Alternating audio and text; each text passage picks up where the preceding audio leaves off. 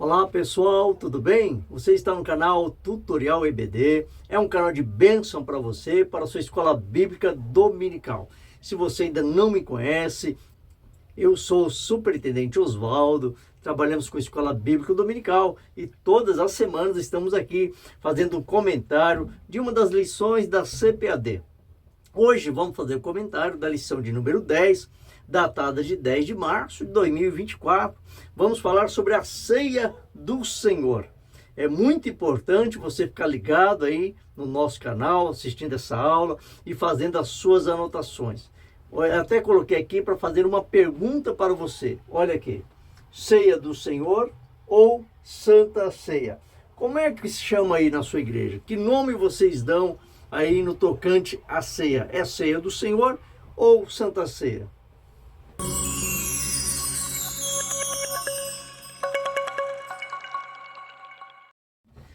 Para começar, então, vamos começar com a leitura do nosso texto áureo. Texto áureo. Porque todas as vezes que comerdes este pão e beberdes este cálice, anunciai a morte do Senhor até que venha. Está lá em 1 Coríntios, capítulo 11, versículo 26. Verdade prática. A ceia do Senhor, como uma ordenança, celebra a comunhão do crente com o Senhor ressuscitado. Então, vimos que na lição passada, nós falamos aqui a respeito da primeira ordenança, que foi o batismo. Então, logo após o batismo, agora a pessoa está apta a participar da ceia do Senhor. Então, nós estamos aqui com essa revista maravilhosa, já é o último mês do trimestre. Como que você está finalizando o trimestre da sua EBD? Já está pensando aí nos preparativos? Já é bom pensar sobre isso, porque já estamos no último mês, no finalzinho aí do nosso trimestre, e sempre gostamos de dar uma festa para os nossos alunos. Vamos aqui trazer uma introdução sobre essa questão da ceia ou da ceia do Senhor. Vamos chamar aqui de ceia do Senhor, tá certo? Então vamos lá. Ceia do Senhor é a segunda ordenança da igreja. Eu vou trazer aqui uma introdução, uma breve introdução para explicar o que é a ceia do Senhor, tá, pessoal? A ceia do Senhor, ela é uma celebração. Então, eu vou trazer para você aqui, talvez até uma ideia diferente de tudo aquilo que você já viu. Então, eu vou colocar aqui no nosso quadro para você 3 questões, tá? Da celebração da ceia do Senhor. A primeira é reverência. Vamos lá, aqui ó. Reverência. Tá, pessoal? Reverência. A segunda questão aqui sobre a celebração é júbilo. Aqui ó. Júbilo. E a terceira questão é expectativa. Expectativa. Certo? Aqui, pessoal. Expectativa. Essas 3 questões aqui, ó, forma a nossa ceia, forma a ideia de ceia, tá? Então, a ideia de ceia, ela vai passar por essas 3 questões aqui, olha, reverência, júbilo e expectativa. Então, essa é a ideia que nós precisamos ir para a ceia do Senhor, precisamos ir participar da ceia do Senhor. No decorrer aqui da aula, a gente vai estar explicando aqui cada uma delas, tá? Deixa eu fazer aqui uma pergunta para você. Você sabe quais são os elementos da Santa Ceia? Ou os elementos da ceia do Senhor, melhor dizendo? Pergunte aí para os seus alunos. Você pode até iniciar a sua aula fazendo essa pergunta. Quais são os elementos da ceia do Senhor? Essa é uma pergunta muito fácil de se responder. Na verdade são 2, mas eu acrescentei mais uma, coloquei 3 por minha conta. Os elementos da ceia do Senhor é o pão e o vinho, ou suco de uva, né? E a terceira, que eu coloco por minha conta, é o cálice, né? Então temos aí os elementos da ceia do Senhor que compõem a ceia, é o pão, o vinho e o cálice, tá ok, pessoal? Então vamos lá. Como é que nós vamos explicar essa lição para os nossos alunos? Tópico de número 1. No tópico de número 1, ele vai falar a respeito da natureza da ceia do Senhor na tradição cristã, tá? Então temos aqui 3 subtópicos. Subtópico número 1 vai falar na tradição romana, como que eles veem, né? Como que eles encaram aí a ceia do Senhor. Subtópico número 2, na tradição protestante de Martim Lutero. E subtópico número 3, né? Vai falar de nós aí, os pentecostais, vai falar da posição pentecostal, tá? Como que cada um enxerga essa questão. Então vamos lá. No subtópico de número 1, na tradição romana, como que eles encaram o cerimonial? Para eles, o cerimonial eles encaram de uma forma literal, ou seja, literalmente. Até porque a Bíblia ela foi escrita em 3 linguagens, pessoal: alegórica, figurativa e literária.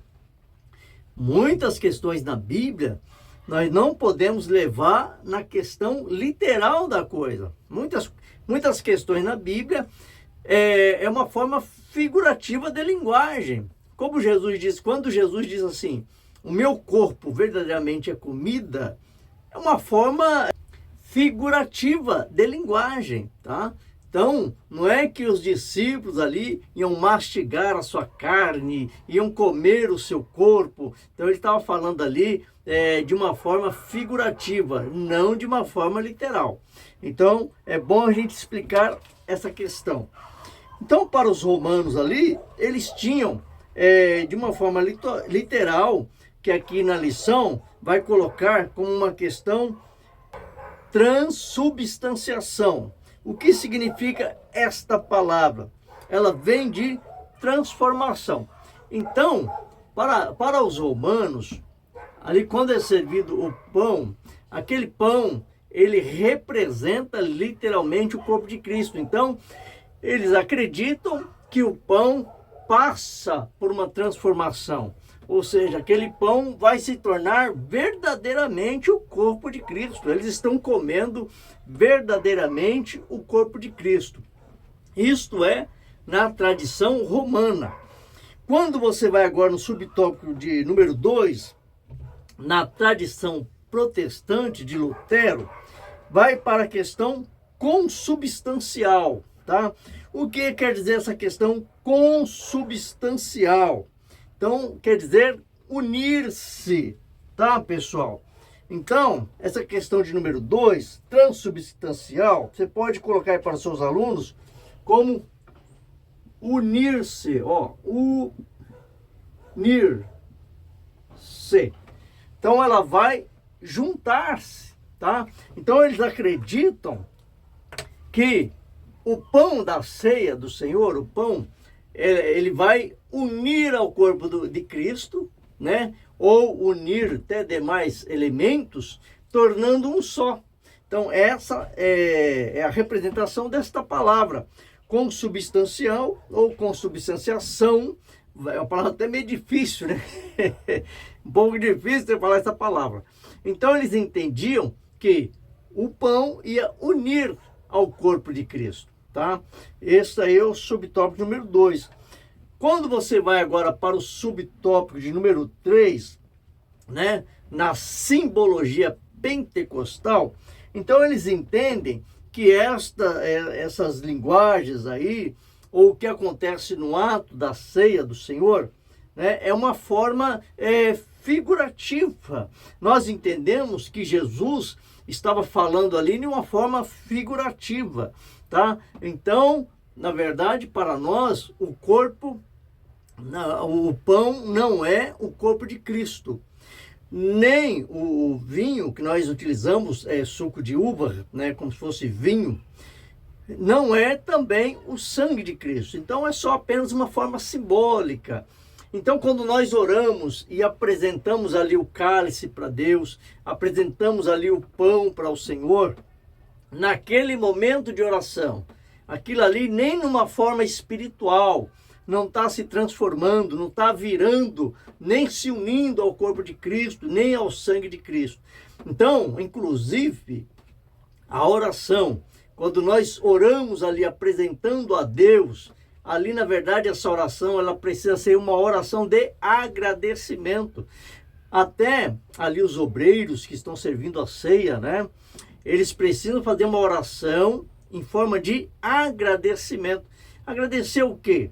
Agradecer pelo Senhor ter vindo morrer na cruz, morrer em nosso lugar, pagar um alto preço que nós não tínhamos condições de pagar.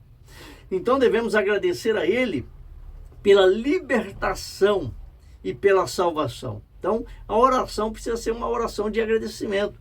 Não podemos fazer uma oração dizendo para o Senhor: transforma, Senhor, esse pão no seu corpo, transforma esse vinho, transforma esse suco de uva no sangue de Jesus. Não, precisa ser uma oração de agradecimento. Primeira parte, então, é essa daqui, pessoal. Vamos passar agora para o tópico de número 2, tá? No tópico de número 2, nós vamos falar qual o propósito da ceia do Senhor. Qual é o propósito da gente ceiar? Né? Ficou claro, então, a questão de número 1? Se quiser deixar alguma pergunta aqui nos nossos comentários, pode deixar, terei um enorme prazer em responder para você. Aliás, se você ainda não é inscrito, se inscreva aqui no nosso canal, deixe o joinha, compartilhe o nosso vídeo para que possamos alcançar mais professores para EBD. Capítulo, então, de número 2. Qual é o propósito, pessoal, da ceia do Senhor? O que vocês acham? Né? O propósito da ceia do Senhor. Número 1, celebrar a expiação de Cristo. Então, o propósito da ceia do Senhor sempre será um único objetivo, um único propósito de celebração, festa, júbilo. Então temos aqui celebração. Precisamos celebrar o quê? Celebrar a vitória de Cristo na cruz sobre o pecado. Então, quando nós vamos celebrar a morte de Cristo na cruz do Calvário, tá? Essa celebração nós precisamos lembrar de 3 coisas, pessoal, tá? Quais são elas? Primeiro, a morte de Cristo na cruz do Calvário teve uma grande vitória, tá? Primeira coisa, ele teve uma vitória sobre o pecado, pessoal. Tá aqui, olha. Pecado. Então, primeira vitória de Cristo. Venceu o pecado. Então, precisamos celebrar porque ele nos deu essa vitória. O nosso pecado estava agora sobre ele. Na cruz, ele leva todo o nosso pecado. Segunda coisa aqui que ele venceu também na morte, que nós precisamos celebrar, né? A celebração da ceia. A segunda coisa, acabei de falar aqui, morte. Morte. Tá? Então, celebração da Santa Ceia nos traz lembrança do pecado que ele levou sobre si. Ele venceu a morte na cruz do Calvário, então também precisamos celebrar que ele morreu, mas lembrar que ele ressuscitou, tá? E a terceira celebração que nós precisamos aqui trazer para nós, estamos participando da ceia do Senhor, trazendo aqui, tá? Essa celebração sobre essas coisas que Cristo venceu por nós, em nosso lugar. E qual é a terceira coisa que nós não podemos esquecer? Está aqui, olha. Ó. Aqui, pessoal, tá? Então, essas 3 coisas, tá? Celebramos porque Jesus venceu o pecado, venceu a morte e venceu o diabo. Então, pessoal, a celebração nos traz a memória dessas 3 questões, tá? É bom a gente enfatizar isso daí. O que mais podemos lembrar aqui no tocante à celebração da ceia do Senhor? Segunda coisa, proclamar a segunda vinda de Cristo. Então, Jesus falou para nós fazermos esse ato, né? Em memória dele até que ele venha. Então, nós precisamos trazer à nossa memória, né, a ceia, né, quando estamos ali praticando o ato da ceia do Senhor, trazendo a memória na expectativa de que Ele venha. Então aqui, eu vou trazer para vocês aqui, no subtópico número 2, proclamar a segunda vinda de Cristo, 3 olhares que nós precisamos ter, tá? O primeiro olhar que nós precisamos ter é um olhar no passado. Aqui, pessoal. Um olhar no passado. Aqui, pessoal. Tá? Primeiro olhar que nós temos que ter, olhar no passado. O que o olhar do passado representa para nós? Representa que Cristo já veio, foi crucificado, deu a vida por nós e nos trouxe no Calvário uma grande vitória, tá? Está no passado. O segundo olhar que nós precisamos ter é olhar no presente, pessoal. Aqui, olha. Um olhar no presente. Aqui, pessoal. Tá? Teve um errinho aqui, mas aqui é um R, tá? Presente. Tá? O que nós podemos identificar como presente, tá? Quando nós estamos, então, participando da ceia do Senhor, o presente é o quê? O presente, ele traz para nós uma expectativa do hoje e do agora. Você está ali ceando, você está pensando consigo. Quem sabe ele, né, pode vir agora. Quem sabe pode ser esse momento. Olha que momento maravilhoso em que nós estamos ceando. Jesus pode aparecer, pode reinar nas nuvens, pode vir arrebatar a tua igreja. Então, o presente, no momento em que nós estamos ceando, cria em nós uma expectativa de Cristo, sabe? De que Cristo está voltando. Então, reacende uma chama dentro de nós. E isso é algo maravilhoso, é algo fantástico. Não podemos nos esquecer de todas as vezes nós estamos ali ceando, ter essa mente, né? essa lembrança, trazer para nós essa memória de que Cristo pode estar voltando naquela hora, naquele momento. Isso, né, será maravilhoso se acontecer com a gente no ato da ceia do Senhor. Então, esse é o momento presente. E podemos também, o quê? Precisamos também trazer um olhar no futuro. Aqui, pessoal, passado, presente, futuro. Aqui, ó. Futuro. Certo? Pronto. Então, a celebração da ceia traz para nós essas 3 lembranças, tá? Traz para nós esses 3 tipos de pensamento: passado, presente e futuro. O que olhar no futuro representa para nós? Jesus Cristo vem. Ele virá. Assim como ele falou para nós cearmos até que ele venha, para nós trazer a memória apontando para o futuro. Jesus Cristo, certamente ele virá. Pode não ser hoje, mas quem sabe amanhã, quem sabe o mês que vem, quem sabe o ano que vem, ou nos próximos anos. Então, nos remete para o futuro. A cada ceia, precisamos lembrar de que Jesus está voltando. Então, são essas 3 questões que nós vamos trazer aqui no tópico de número 2, falando de que precisamos proclamar a segunda vinda de Cristo. E para finalizar, o tópico de número 3 vai falar sobre celebrar a comunhão cristã. Quando o apóstolo Paulo, escreve a carta aos Coríntios, ele está tendo ali grandes problemas na igreja de Corinto, tá? Qual é o problema ali? É o problema de falta de comunhão, tá? Parece que a igreja está dividida, porque quando um fala, eu sou de Apolo, o outro eu sou de Pedro, eu sou de Paulo, e eles começam ali a tomar partidos, preferências por pregadores, preferência por pastores. Parece estar dividido. E no tocante à Santa Ceia, ou no tocante à ceia do Senhor, melhor dizendo, Paulo faz uma ordenança ali, quando ele coloca ali 1 Coríntios capítulo 11, falando no tocante à ceia do Senhor, fala da questão da indisciplina, né, que a gente vai ver aqui mais adiante, mas onde ele fala também da questão de questão de organização, onde um precisa esperar pelo outro, né? Então Paulo fala, poxa, vocês não têm casa para comer? Mas por que essa questão? Porque aquele ato da ceia do Senhor não é o que nós fazemos hoje. Então, pessoal, aqui para o tópico de número 3, o modo de celebrar, ou o modo de celebração da ceia do Senhor. Como assim modo? Como devemos celebrar a ceia do Senhor?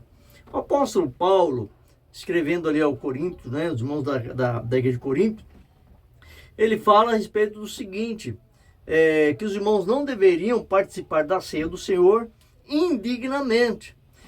O que quer dizer indignamente? Então hoje eu vou trazer aqui para vocês, tá? Como não devemos tomar a ceia do Senhor indignamente.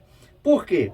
Porque na verdade eles comiam demais e bebiam demais. Eu trouxe até aqui para você ver como que nós hoje, né, participando da ceia do Senhor, a quantidade de pão e a quantidade de vinho ou suco de uva, né? Senão alguém vai pensar que nós estamos bebendo vinho na ceia. Apesar que tem igreja que eu fiquei sabendo aí que é vinho mesmo. Lá na sua igreja, é vinho ou é suco de uva?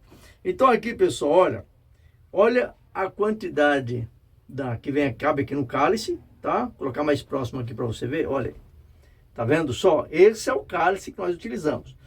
E o do pão, olha a quantidade de pão, pessoal. Não sei se vai dar para você identificar aí, né, o tamanho, o formato, olha aqui, ó, tá?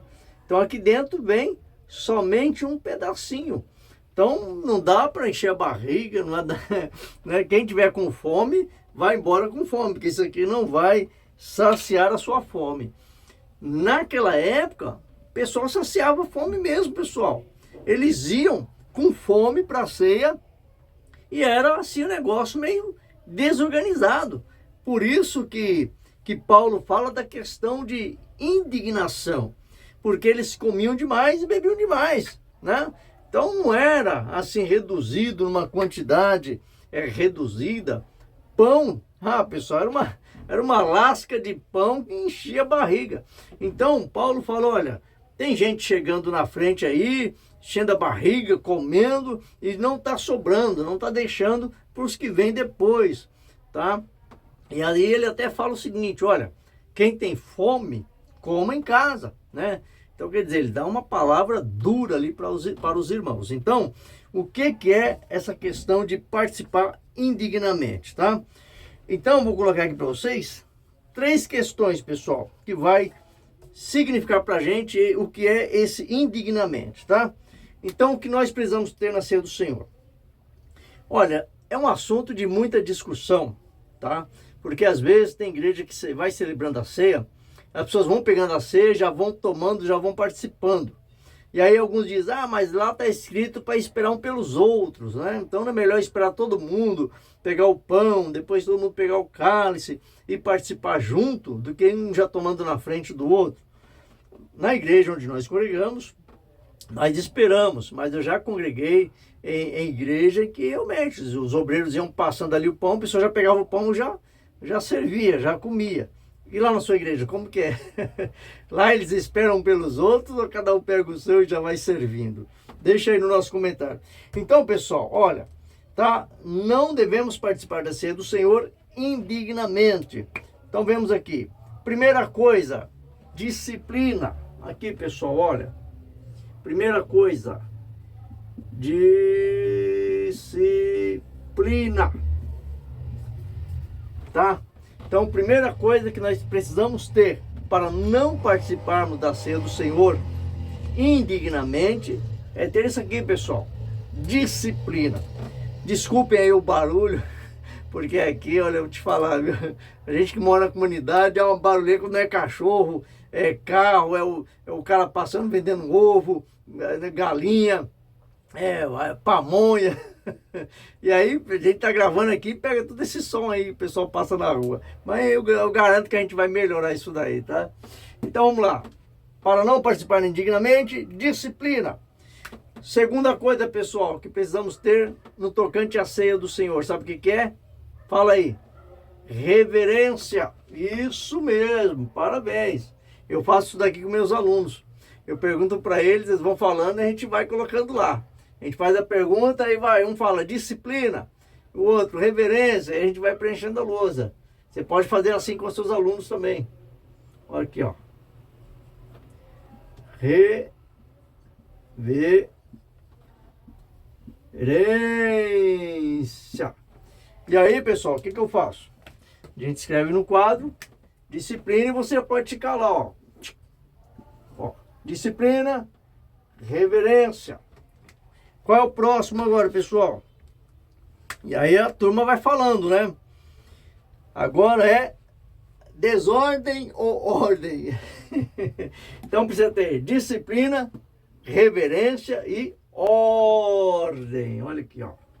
A nossa bandeira brasileira tá lá, não é? Ordem e progresso. Aqui também é a mesma coisa, pessoal. Olha.